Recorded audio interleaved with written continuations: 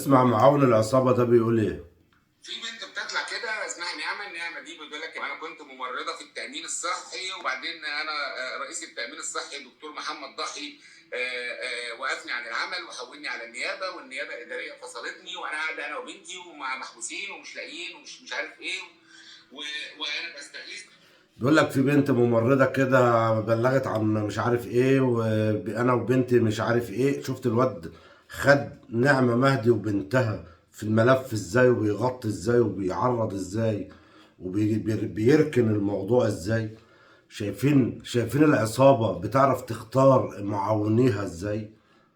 احمد الصاوي ده من معاونين العصابة. انا عايز اقول لك احمد الصاوي ان نعمة مهدي وبنتها هم اشرف منك ومن عينتك ومن البيئة اللي انت اتربيت واتولدت فيها. ليه؟ لان نعمة مهدي ممرضة درجة اولى.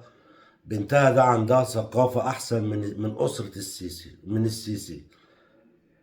اكتشفت واقعة فساد وزير الصحة خالد عبد الغفار في صفقة التطعيمات المضروبة اللي هي هتأذي اطفالنا وشعبنا.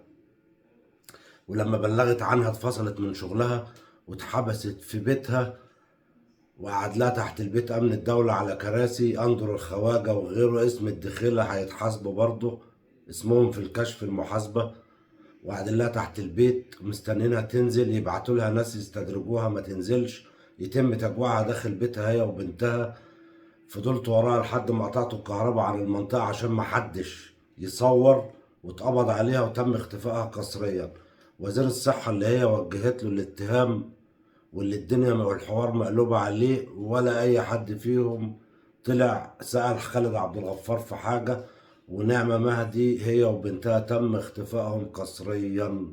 يعني بيقول لك أي واقعة فساد تشوفها اقفل بقك. تعال بقى نشوف بنت نعمة مهدي.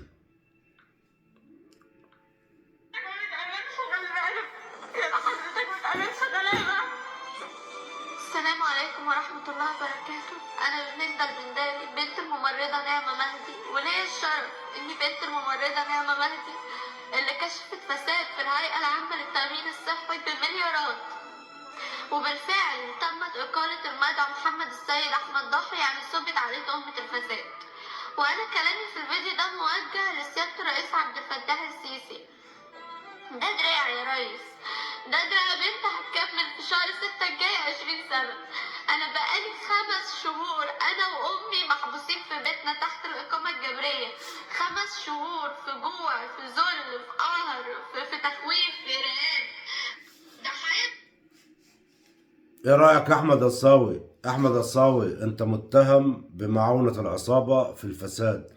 اول ما العصابة هتقع اعمل حسابك انت متقدم للمحاكمة. كل الشغل اللي انت اشتغلته مع العصابة هتحاسب عليه، لان كل شيء ليه نهاية يا احمد الصاوي.